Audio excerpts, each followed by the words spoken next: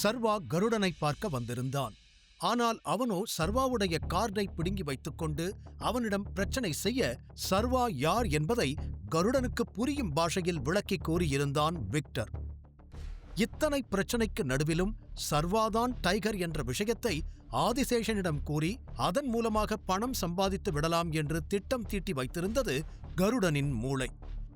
அதை தெளிவாக புரிந்து கொண்ட சர்வா, என்ன பத்தின உண்மை ஆதிசேஷனுக்கு தெரிஞ்சது, உன்னை உயிரோட விடமாட்டேன் என்று மிரட்டியிருக்க, பணத்தை விட இந்த நொடி உயிர் முக்கியமாகப்பட்டதில் சர்வா சொன்னதை கேட்டு தலையாட்டினான் கருடன். பிறகு அவ்வளவு நேரம் துப்பாக்கியோடு மிரட்டிக் கொண்டிருந்த சர்வா அதை விக்டரிடம் கொடுத்துவிட்டு அங்கிருந்த கருடனின் டேபிள் மீது இருந்த பேனா பேப்பரை எடுத்தவன், சோ உன்னோட பிளான் என்ன, அடுத்து என்ன பண்ண போற என்று கருடனிடம் கேட்டான். நான் ஆகாஷுக்கு போன் பண்றேன், பிளான்ல சேஞ்சஸ் இருக்கு, பையர் உன்னை தனியா மீட் பண்ண மாட்டார்னு சொல்றேன், நானும் கூட வரேன்னு சொல்லி அவன் டாக்குமெண்ட் எல்லாத்தையும் கொண்டு வர சொல்றேன் என்று கருடன் சொல்லிக்கொண்டே போக, நோ இது நல்லா இல்ல, நான் அந்த கம்பெனியை வாங்கலான்னு முடிவு பண்ணிட்டேன் என்று இடைமறித்து கூறினான் சர்வா. அதில் இன்னும் அதிர்ச்சி அடைந்தான் கருடன். இந்த மாதிரி அவனுடைய திட்டங்களை யாருமே குறை சொன்னதில்லை. அதில் சர்வா மீது கோபம் வந்தாலும் அதை காட்ட முடியாமல் தன்னை கட்டுப்படுத்திக் கொண்டு நின்றான் கருடன். அப்போது விக்டர் சர்வா அருகில் வந்து, பாஸ், அந்த கம்பெனியை வாங்கினா உங்களுக்கு தான் நிறைய பணம் வேஸ்ட் ஆகும் என்று கூறினான். கையில் இருந்த பேப்பரில் ஏதோ எழுதிய சர்வா அந்த பேப்பரை மடித்துக் கொண்டே, பணத்தை பத்தி எனக்கு கவலை இல்லை, அண்ட் இதால எனக்கு எந்த லாஸும் வராது, பிகாஸ் அந்த கம்பெனியை நான் நார்மல் ரேட்டுக்கு வாங்க மாட்டேன் என்று மனதிற்குள் ஏதோ திட்டம் தீட்டியபடி சொன்னவன் கருடனை பார்த்து, நானும் ஆகாஷும் பேசணும், அதுக்கு ஏற்பாடு பண்ணு, அவங்கிட்ட பணத்தை பத்தி நான் நெகோஷியேட் பண்ணிக்கிறேன் என்று கூற, சர்வாவின் திட்டம் ஓரளவுக்கு புரிந்ததில் தலையாட்டிவிட்டு நகர்ந்தான் விக்டர். சர்வா சொன்னதை யோசித்துக் கொண்டிருந்த கருடன், ஆனா இந்த விஷயம் எதுவும் ஆகாஷுக்கு தெரியக்கூடாது, கரெக்டா என்று கேட்டான்.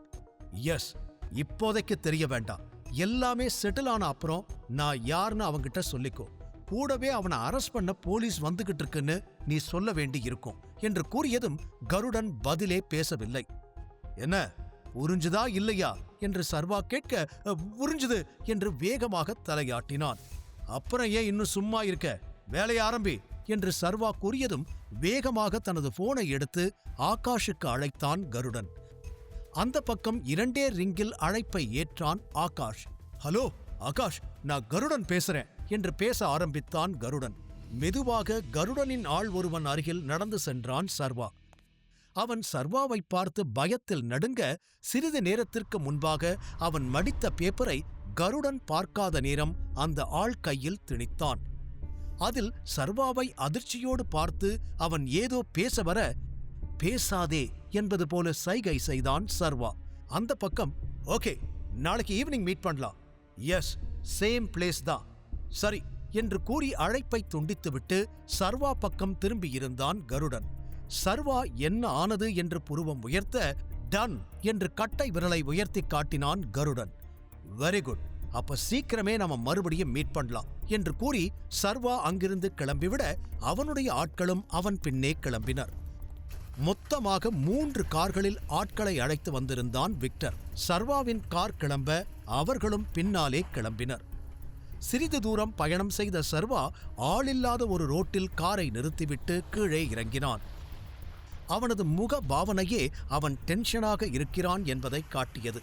அவனுக்கு பின்னால் வந்த கார்களும் அப்படியே நின்றுவிட வேகமாக இறங்கி சர்வா அருகில் ஓடி வந்தான் விக்டர். நான் உங்க 2 பேர்கிட்ட மட்டும் தனியா பேசணும், மற்றவங்களை எல்லாம் போக சொல்லு என்று சர்வா கூற, சர்வாவின் குரல் வித்தியாசமாக இருந்ததில் எந்த கேள்வியும் கேட்காமல் கூட வந்த ஆட்கள் அனைவரையும் செல்லும்படி சைகை செய்தான் விக்டர். அடுத்த நொடி மற்ற கார்கள் எல்லாம் அங்கிருந்து கிளம்பிவிட்டது. அவர்கள் சென்றதும் பவானி பக்கம் திரும்பி முறைத்து, சர்வா, அங்க வந்து வாயவே திறக்கக்கூடாதுன்னு சொல்லித்தானே உன்னை கூட்டிட்டு போனேன், எதுக்கு அவன் முன்னாடி நான் யாருன்னு சொன்ன என்று கோபமாக கேட்டுக்கொண்டே பவானியை நெருங்கினான்.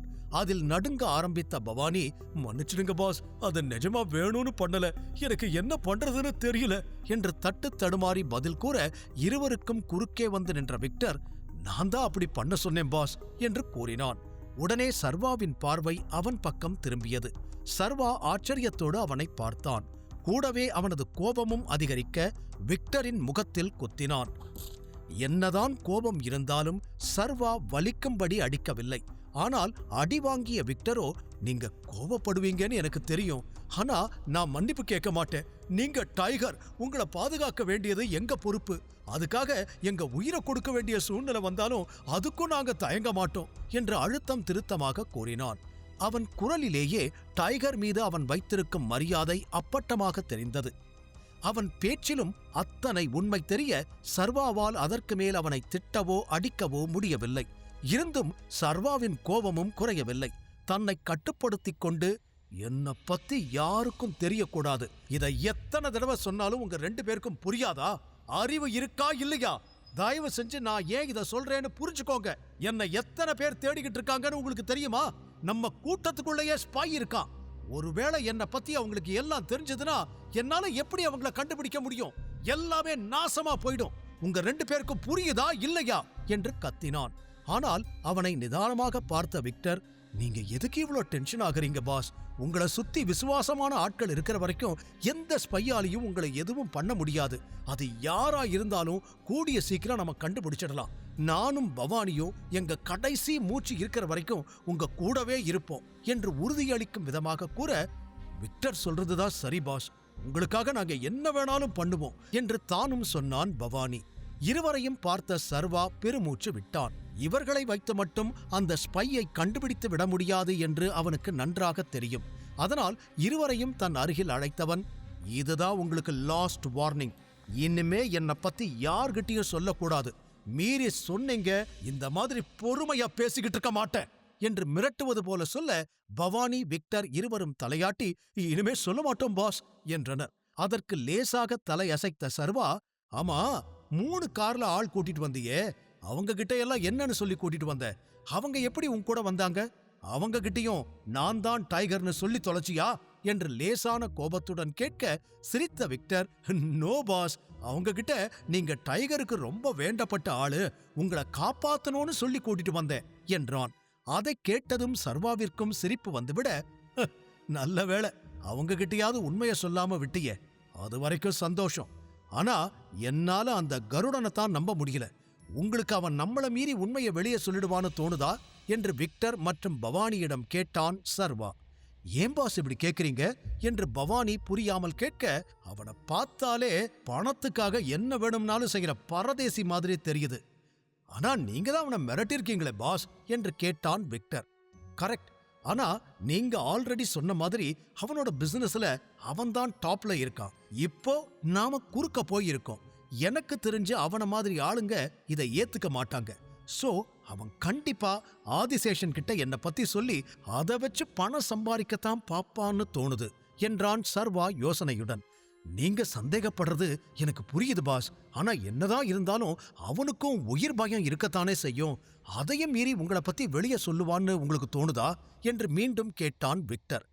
எஸ், கண்டிப்பா அவன் சொல்லுவான் என்று சர்வா அழுத்தமாக கூற, பவானி விக்டர் இருவரும் ஒருவரை ஒருவர் பார்த்துவிட்டு, அப்படின்னா அவன் கதையை முடிச்சிடலாமா பாஸ்?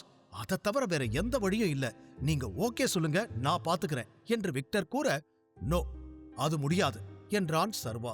என்ன பாஸ் நீங்க, அவன் உண்மையை வெளியே சொல்லிடுவான்னு சொல்றீங்க, ஆனா அவனை எதுவும் பண்ண வேண்டான்னு சொல்றீங்க, அப்புறம் எப்படிதான் அவனை அடக்கிறது என்று விக்டர் கேட்க, எதுக்கு அவனை விட்டு வைக்கணும் பாஸ், முடிச்சிடலாம் என்று பவானியும் சொன்னான். ஆகாஷுக்காக அவனை விட்டு வச்சுதான் ஆகணும், அவனை வச்சுதான் ஆகாஷ க்ளோஸ் பண்ணணும் என்று சர்வா ஏதோ திட்டம் தீட்டியபடி சொல்ல, இருவரும் தலையாட்டி விட்டு, சரி பாஸ், அப்போ நாம எப்படி கருடனை தடுக்கிறது என்று கேட்டான் பவானி. தலையாட்டிக் கொண்டே அவர்கள் இருவரையும் பார்த்த சர்வா, நான் ஏற்கனவே ஒரு பிளான் பண்ணிட்டேன் என்றான். பிளானா? என்ன பிளான் பாஸ், எப்ப பிளான் பண்ணீங்க என்று இருவரும் கோரஸாக கேட்க, இந்த விஷயத்துல நமக்கு ஹெல்ப் பண்ண ஒரு ஆளை செட் பண்ணி இருக்கேன் என்று ஒவ்வொரு வார்த்தையாக கூறினான் சர்வா. விக்டர் பவானி இருவருக்கும் ஆச்சரியம்.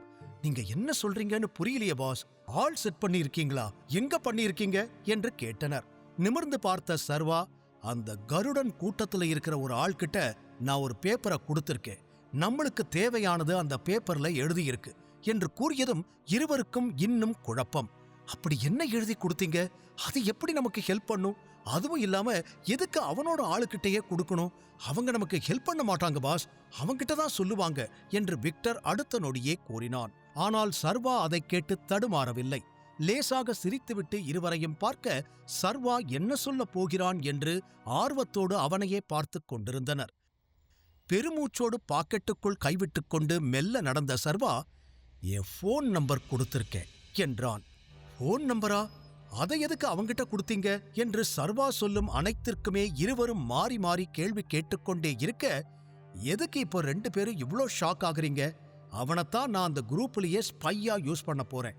கண்டிப்பா நான் மிரட்டுனதையும் தாண்டி அந்த கருடன் நிச்சயம் ஏதாவது பண்ணுவான். ஆதிசேஷனை மீட் பண்றது ஒரு பக்கம் இருக்கட்டும், ஆகாஷ அவன் மீட் பண்ணும்போது அவன்கிட்ட உண்மைய சொல்லிட்டா, அதுக்குதான் அவன் கூட்டத்துக்குள்ள ஸ்பை வச்சிருக்கேன். அவன் என்ன பண்றான், என்ன பேசுறான், என்ன பிளான் பண்றான்னு எல்லாத்தையும் அந்த ஸ்பை நமக்கு சொல்லுவான் என்று சர்வா நம்பிக்கையுடன் கூற விக்டர் முகம் மாறியது. சர்வா சொல்வதை அவனால் ஏற்றுக்கொள்ள முடியவில்லை. இல்ல பாஸ், எனக்கென்னவோ இந்த ஐடியா ஒர்க் அவுட் ஆகும்னு தோணல. உங்க போன் நம்பர் பார்த்துட்டு அவன் போன் பண்ணாதான் அவன் நமக்கு ஸ்பையா இருப்பான். அவன் பண்ணலேனா என்ன பண்றது? அதுவும் இல்லாம முன்ன பின்ன தெரியாத ஒருத்தனை நீங்க இந்த அளவுக்கு நம்ப கூடாது. ஹேண்ட் அவன் கருடனோட கேங்ல இருந்துகிட்டு நமக்கு எப்படி உதவி பண்ணுவான்? நீங்க சொல்ற எதுவுமே நடக்கிற விஷயமே இல்ல பாஸ் என்று புலம்பி தள்ளினான். ஆமாம் பாஸ், எனக்கும் அப்படிதான் தோணுது. ஆனா நீங்க சொல்ற மாதிரி நடக்கவும் வாய்ப்பு இருக்கு. பிகாஸ் அவங்க எல்லாரும் சம்பளத்துக்கு அவங்கிட்ட வேலைக்கு இருக்கிறவங்க. நம்மள மாதிரி பாஸ காப்பாத்தணும் அப்படின்னு சபதம் எடுத்தவங்க கிடையாது. அதுதான் அவங்களுக்கும் நமக்கும் இருக்கிற வித்தியாசம். அந்த வித்தியாசம் நமக்கு உதவி செய்ய வைக்க கூட வாய்ப்பு இருக்கு. கரெக்டா பாஸ் என்று பவானி கேட்க சர்வாவிற்கு அவன் கூறிய விளக்கம் பிடித்திருந்தது. கரெக்டா சொன்ன என்று பவானியின் தோளில் தட்டிய சர்வா, ஏற்கனவே நான் தான் டைகர்னு அவங்களுக்கு தெரிஞ்சிடுச்சு. சோ எனக்கு உதவி பண்ணலாமா இல்ல அந்த கருடனுக்கு விசுவாசமா இருக்கலாமான்னு அவனுக்குள்ள ஒரு கேள்வி வந்திருக்கும். அறிவு இருக்கிற யாரா இருந்தாலும் எனக்கு உதவி பண்ணத்தான் நினைப்பாங்க என்று மிகுந்த நம்பிக்கையோடு சர்வா கூற பவானி தலையாட்டினான். என்னமோ 2 பேரும் மாறி மாறி சொல்றீங்க, எனக்கு தான் நம்பிக்கையே வரமாட்டேங்குது. சரி, ஒருவேளை அவன் நமக்கு உதவி பண்ணலேனா நம்ம என்ன பண்றது என்று முன்னெச்சரிக்கையாக கேட்டான் விக்டர். என்கிட்ட இன்னொரு பிளான் இருக்கு, ஐ மீன் பிளான் பி என்றான் சர்வா. சர்வா கருடனின் ஆளிடம் போன் நம்பரை கொடுப்பதற்கு முன்னர் இன்னொரு திட்டத்தை யோசித்து வைத்திருந்தான். கருடனின் ஆள் சர்வாவிற்கு உதவுவானா? அப்படி நடக்கவில்லை என்றால் சர்வாவின் பிளான் பி என்ன? ஆதிசேஷனுக்கு தெரியாமல் தன் அடையாளத்தை சர்வாவால் மறைக்க முடியுமா? முழு கதையையும் கேட்டு மகிழ பாக்கெட் FM ஏப்பை டவுன்லோட் செய்யுங்கள். லிங்க் டிஸ்கிரிப்ஷனில் கொடுக்கப்பட்டுள்ளது.